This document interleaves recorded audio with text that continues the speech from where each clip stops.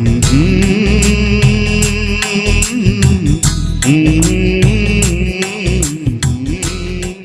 उत्तम है और सब प्रकार से मानने के योग्य है कि यीशु मसीह इस दुनिया में का उद्धार करने के लिए आया, जिसमें सबसे बड़ा मैं हूँ। अगर मैं गुनहगार ना होता तो यीशु मसीह इस दुनिया में नहीं आता, लेकिन यदि मैं गुनहगार हूँ तो ज़रूर है कि मेरा यीशु मसीह मेरे लिए आया। बाइबल में लिखा हुआ है, वैद्य भले चंगों के लिए नहीं लेकिन रोगियों के लिए होता है। ठीक है ना। डॉक्टर को किसकी ज़रूरत होती है? बीमारों की। और बीमारों को किसकी ज़रूरत होती है? डॉक्टर की।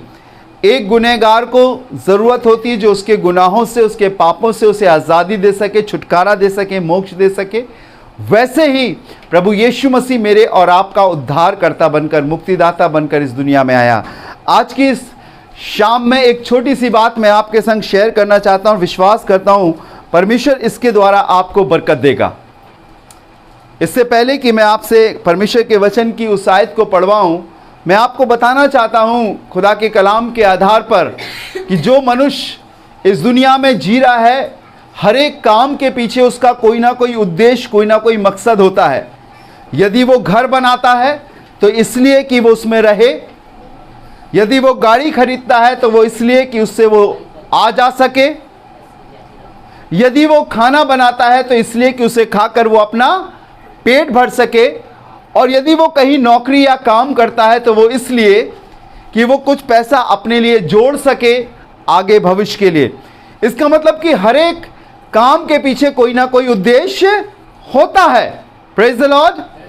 बिना उद्देश्य के कोई काम नहीं होता, और यदि बिना उद्देश्य के कोई काम होता है तो वो मूर्ख गिना जाता है। जब परमेश्वर ने इस दुनिया को, इस सृष्टि को बनाया, तो जो कुछ आज हम देखते हैं, सुनते हैं, महसूस करते हैं, या वो चीज़ें जो हम देख भी नहीं पाते हैं, हर एक चीज़ परमेश्वर के वचन के अनुसार एक विशेष उद्देश्य से बनाई गई हैं। मेरे और आपको भी उसने एक विशेष उद्देश्य से बनाया है। एक पिता अपने बेटे को पढ़ाता लिखाता, आगे बढ़ाता, उसकी बुद्धि, उसकी डील के हिसाब से उसकी तैयारी कराता, और आगे चलकर ये कल्पना करता, ये सोचता है कि आगे चलकर मेरा बेटा या मेरी बेटी ये बनेगी। एक उद्देश्य है।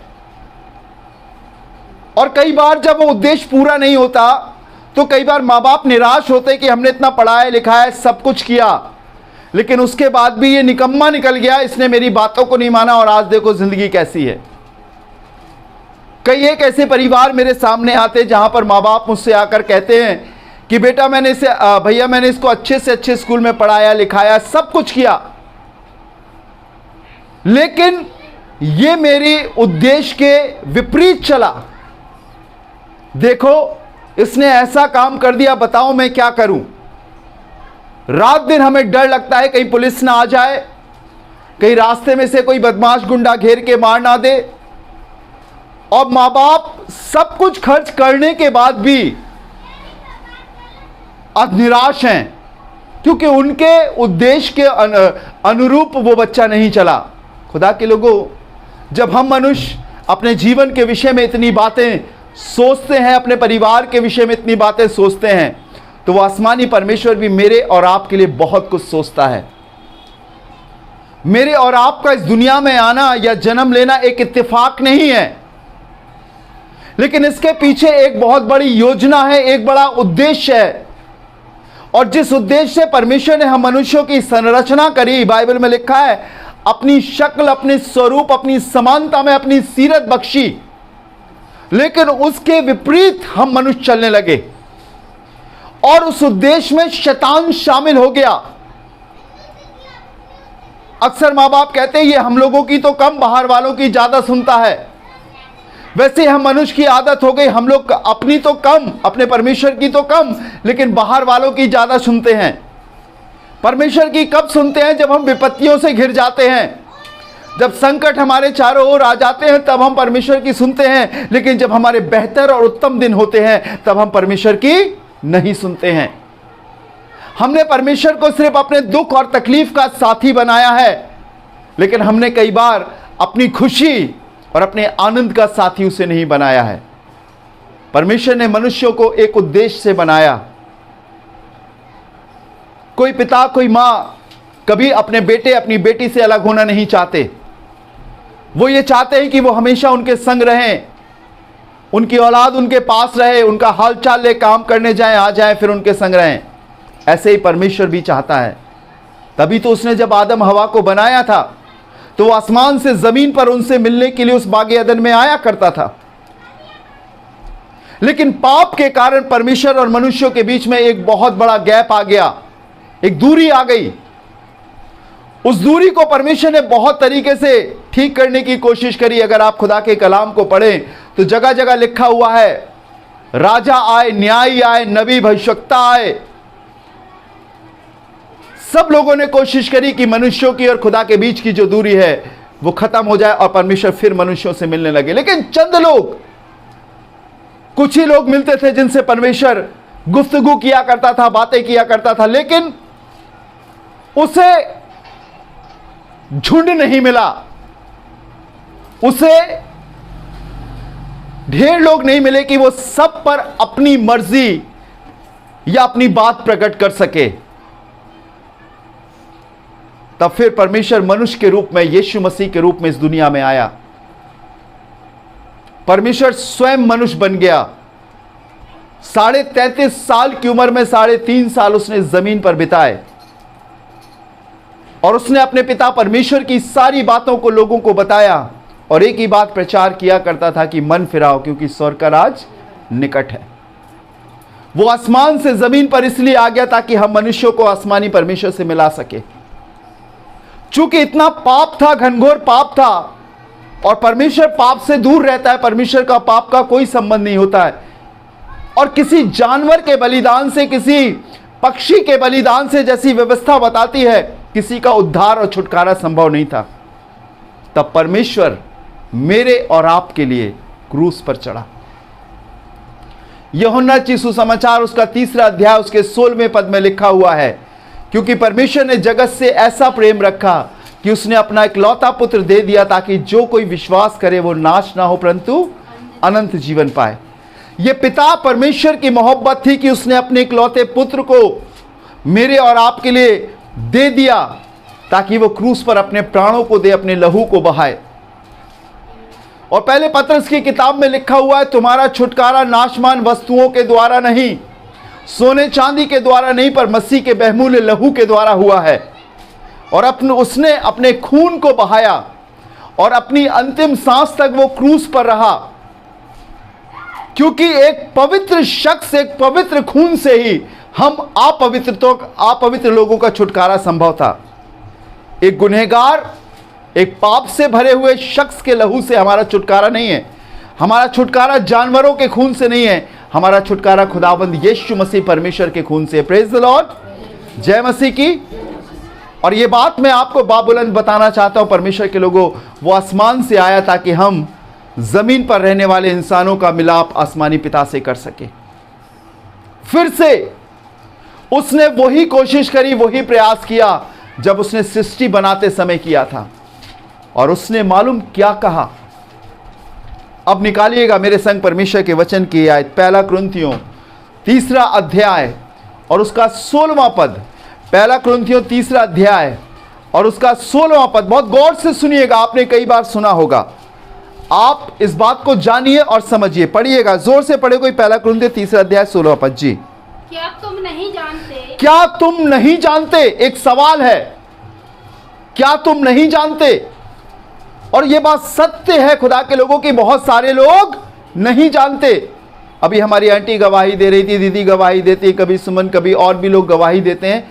नहीं जानते थे। वो सिर्फ इतना जानते थे कि ये ईसाइयों का परमेश्वर है, ईसाइयों का देवता है। नहीं, यीशु मसीह किसी जाति का देवता या भगवान नहीं है। यीशु मसीह ने कोई धर्म नहीं बनाया। यीशु मसीह को हम देवता या भगवान करके नहीं मानते। वो परमेश्वर है, क्रिएटर है, रचयिता है, सब कुछ बनाने वाला है। और जिसके रूप के विषय में लिखा है, स्वर्ग उसका सिंहासन और पृथ्वी उसके पांव की चौकी है। लिखा हुआ है, क्या तुम नहीं जानते? हां, हमें कहना पड़ेगा कि प्रभु हम नहीं जानते। अब परमेश्वर के कलाम में लिखा है, सुनिएगा, पढ़ें। हाँ क्या तुम नहीं जानते जी कि तुम परमेश्वर का मंदिर हो? कि तुम परमेश्वर का मंदिर हो। कौन कौन परमेश्वर का मंदिर है? मैं और आप। हमें नहीं मालूम, हमने तो सोचा ही कि वो चर्च है, वो परमेश्वर का मंदिर है। नहीं, हमने सोचा वो मंदिर है, गुरुद्वारा है, गिरजाघर है, वो मस्जिद है। नहीं, ये तो ईंटें गारे और सीमेंट के बने हुए भवन है, बिल्डिंगें हैं, इमारत है। हम मिट्टी गारे और सीमेंट के नहीं बने हुए हैं। हमारे अंदर जीवित परमेश्वर की आत्मा है। और लिखा हुआ है, क्या तुम नहीं जानते कि तुम परमेश्वर का मंदिर हो? मैं और आप, अगर मैं और आप परमेश्वर का मंदिर है तो मेरे और आपके अंदर कौन रहेगा? बोलिए, कौन रहेगा? जोर से बोलिए, अरे जोर से बोलिए, कौन रहेगा? ईश्वर रहेगा। वेरी गुड, बहुत अच्छा। ईश्वर रहेगा, परमेश्वर रहेगा मेरे और आपके अंदर। लेकिन क्या सच में परमेश्वर मेरे और आपके अंदर है? अब मुझे एक बात बताइए, क्या गाली देने वाले के संग परमेश्वर रहेगा? चिंता करने वाले के संग परमेश्वर रहेगा? परमेश्वर सबके साथ है और परमेश्वर ही जो है आप जो है सब चीजें कराता है। अगर आदमी जरा से पैसे वाला हो गया, उसे घमंड आ गया, सब उसी की लीला है। वेरी गुड, बहुत अच्छा अंकल, भैया आपने मुंह खोलकर बोला, पर बहुत गौर से सुनिएगा, ये उसकी लीला नहीं है। क्योंकि हम परमेश्वर और शैतान में फर्क नहीं कर पा रहे हैं। अगर कोई चीज हमसे हो गई है तो हम उसको कह रहे हैं कि ये परमेश्वर ने किया है, लेकिन हम ये नहीं जान रहे कि परमेश्वर की तरह शैतान भी दिखता है। क्योंकि अगर हम शैतान को और परमेश्वर को देखते तो भली भांति अंतर पता कर लेते, देखा नहीं है। लेकिन हमने देखा नहीं है। और हम सब प्रकार के कामों का दोष किसे देते हैं? परमेश्वर को। पर ऐसा नहीं है, परमेश्वर पापी नहीं है, परमेश्वर गाली नहीं देता, परमेश्वर झूठ नहीं बोलता, परमेश्वर का और पाप का कोई संबंध नहीं है।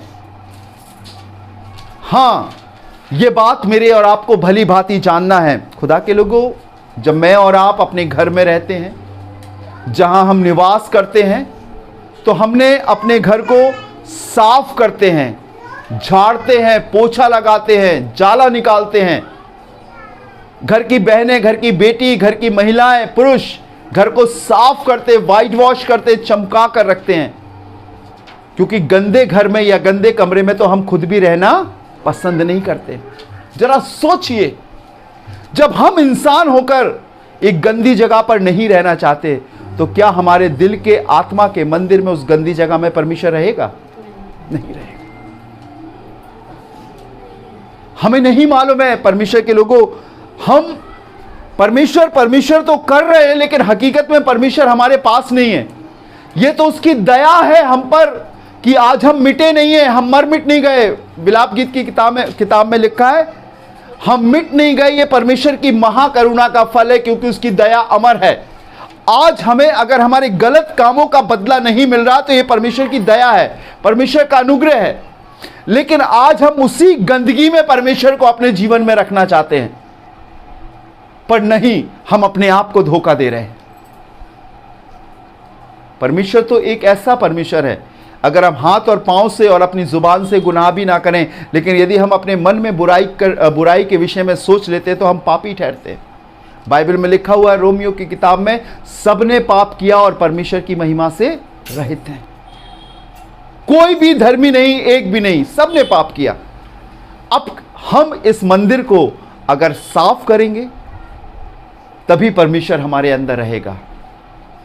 वो इमारतों में नहीं आता।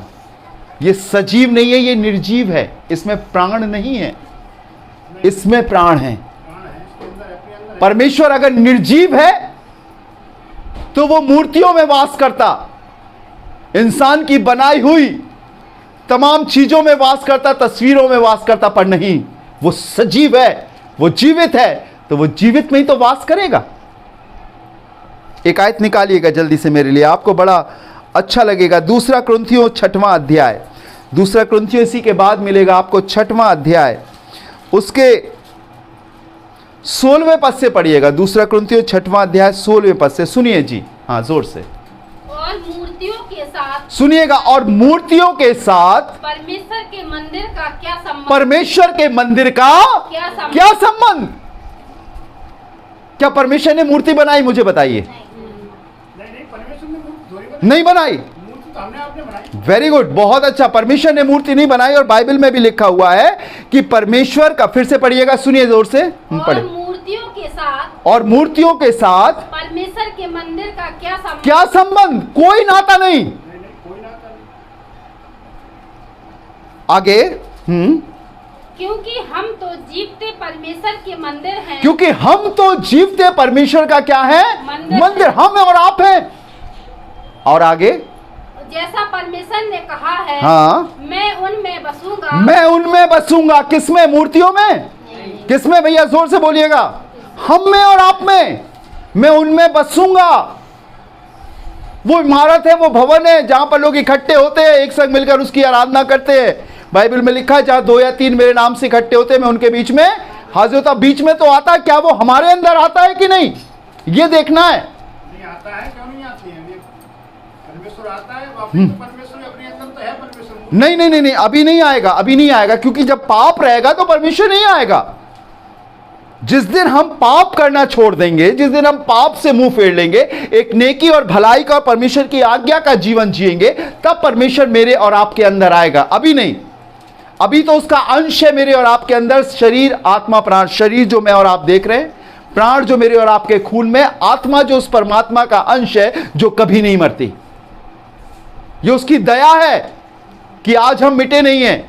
लेकिन कई लोगों पर से दया उठ जाती है, उन्हें मौका नहीं मिलता है। छोटे से एक्सीडेंट में जरा से गिरे और जिंदगी खत्म हो जाती है। अरे कल ही तो दिखे थे वो, क्या हो गया उन्हें? दया खत्म हो गई, फजल उठ गया, और शैतान आकर उनको अपनी मौत की आगोश में ले लेता। परमेश्वर मौत नहीं देता। परमेश्वर की योजना में मौत नहीं थी। कोई बाप नहीं चाहेगा कि उसके बेटे की उम्र उससे कम हो। हमेशा बाप यही चाहेगा कि उसके बेटे की उम्र बहुत लंबी हो। कभी कोई बाप अपने बेटे को कंधा नहीं देना चाहेगा, लेकिन उसके बाद भी आज के पिता के लोगों को अपने बच्चों को कंधा देना पड़ रहा है। क्यों? क्योंकि हमने परमेश्वर के लिए और शैतान के बीच में हमने अभी तक भेद ही नहीं समझा है। अगर हमारा काम हो रहा है तो इसका मतलब परमेश्वर है, और यदि हमारा काम नहीं हो रहा तो इसका मतलब परमेश्वर नहीं है। ऐसा नहीं है। परमेश्वर भी ताड़ना करता है, परमेश्वर भी दुख देता है, परमेश्वर भी सिखाता है, मेरे बेटे, मेरे बेटी, इस कष्ट से, इस कमी से, इस घटी से निकल, तब तू मेरी दुहाई देगा, तब तू मुझे पुकारेगा, तब तू मजबूत होगा। और अगर सारी चीजें हमें आसानी से मिल जाएं तो सब परमेश्वर को भूल जाएंगे। और इसीलिए बाइबल में लिखा है, पढ़िएगा परमेश्वर के, फिर से 16 पद। 16 से। जी पढ़िए। और मूर्तियों के साथ, और मूर्तियों के साथ परमेश्वर के मंदिर का क्या संबंध? परमेश्वर के मंदिर का क्या संबंध? क्योंकि हम तो जीवते परमेश्वर के मंदिर क्योंकि हैं। हम तो जीवते परमेश्वर का मंदिर है। और आगे, जैसा परमेश्वर ने कहा है, हाँ, मैं उनमें बसूंगा, मैं उनमें बसूंगा, उनमें चला फिरूं, और उनमें चला फिरा करूंगा, और उनमें चला फिरा करूंगा, और मैं उनका परमेश्वर हूँ, और मैं उनका परमेश्वर हूंगा। उनमें चला फिरा करूंगा। समझ रहे? उनमें चला फिरा करूंगा। आज मेरे साधारण लफ्जों से परमेश्वर की सामर्थ कम नहीं हो सकती। वो इतना तेजोमय परमेश्वर है कि एक दिन परमेश्वर का दास मूसा सीने नाम पर्वत पर चढ़ गया। 40 दिन और 40 रात वहां निराहार रहा, और उसने अपनी आंखों से दृष्टि करी और देखता है कि एक झाड़ी में आग जल रही है, पर वो झाड़ी जलकर भस्म नहीं हो रही, पर वो जल रही है। बाइबल में लिखा है, उस झाड़ी में से एक आवाज आई कि जिस स्थान पर तू खड़ा है वो पवित्र है, अपने पांव की जूतियों को उतार दे। बाइबल में लिखा है, तब मूसा ने अपनी निगाह करी, तब परमेश्वर की पीठ को देखने पाया। और जब वो 40 दिन के बाद पहाड़ से उतरा तो उसके चेहरे पर इतनी रोशनी थी, इतनी रोशनी थी, क्योंकि वो खुदा से मुलाकात करके आ रहा था। और जब वो सामने आए तो जो परमेश्वर की प्रजा थी, इस्राएली लोग थे, वो उसकी चेहरे से निकलने वाली किरणों को सहन नहीं कर पाए और कहने लगे कि मूसा, हमारी आंखें चकाचौंध हो रही है, अपने मुंह पे पर्दा डाल दे। तब मूसा ने पर्दा डाला, तब वो उनसे बातें करने पाया। जब एक शख्स उसकी हुजूरी में खड़े होकर इतना रोशन अंगेज और रोशनी से भर सकता है, तो सोचिए खुदावंद के लोगों, जिस शख्स के अंदर खुदा होगा तो वो कितनी रोशनी से भरा होगा। हालेलुया। शायद हमने अपने छोटे छोटे कामों से जान लिया कि नहीं, वो ऐसा नहीं है।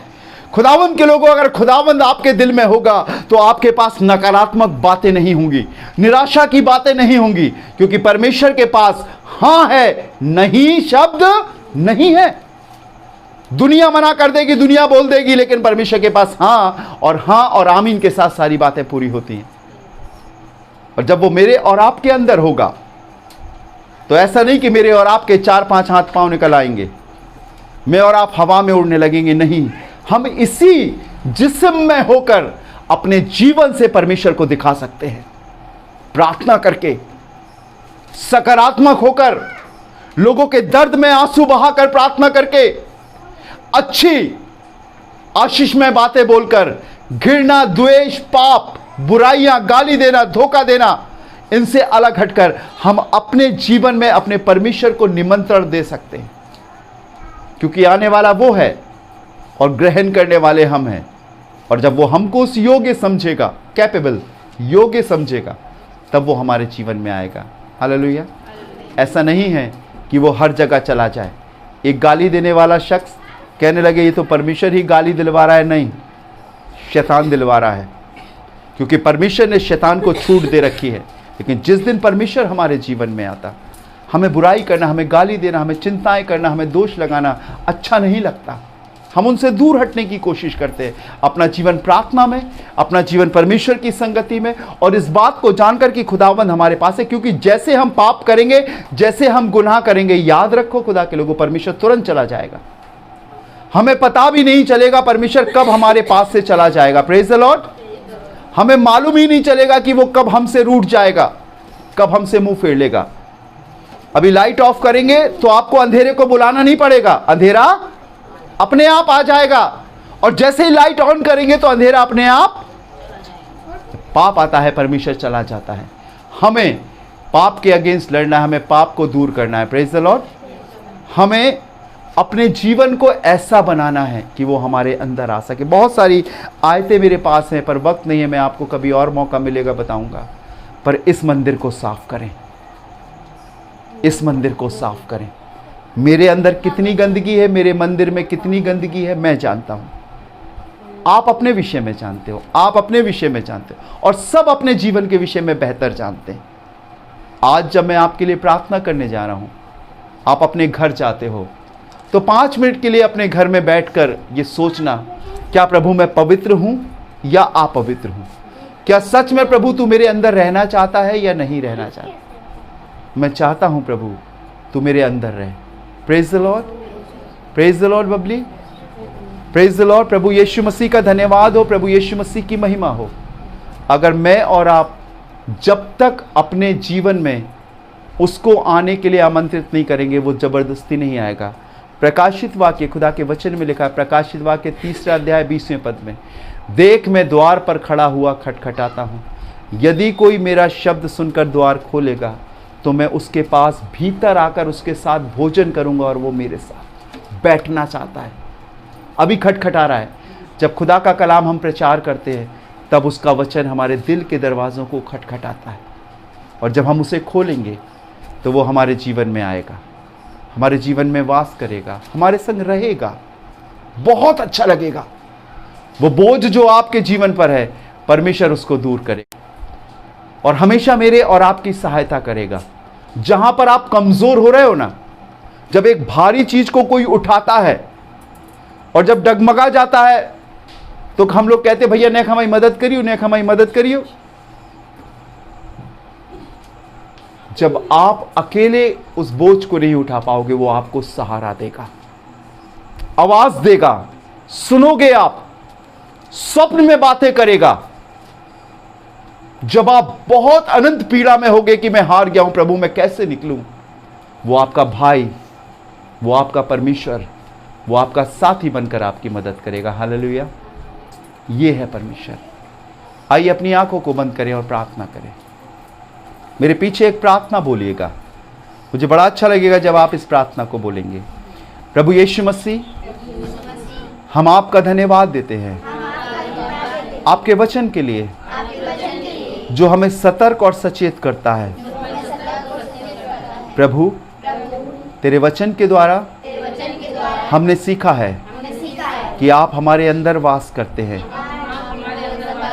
हमारी देह आपका मंदिर है।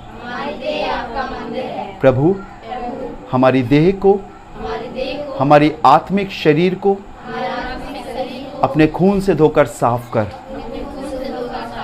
पवित्र कर प्रभु। आ प्रभु और इसमें रह।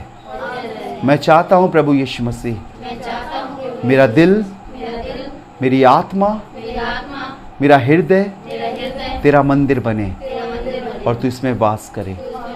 प्रभु यीशु मसीह के नाम से मांगते हैं, आमीन। मैं आपके लिए प्रार्थना करूंगा। प्यारे प्रभु, मैं आपका धन्यवाद देता हूं। तेरे बेटे और बेटियां हैं खुदावन। प्रभु, बहुत सारे ऐसे लोग हैं दुनिया में जिनके पास सच्चाई नहीं है प्रभु।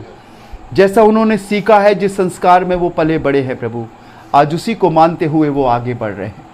लेकिन तेरा वचन प्रभु उन लोगों के लिए जिन्हें तू चुन कर लेकर आता है प्रभु, ताकि तू उन्हें पवित्र करे, उनको अपना मंदिर बनाए, उनको अपने रहने का स्थान बनाए।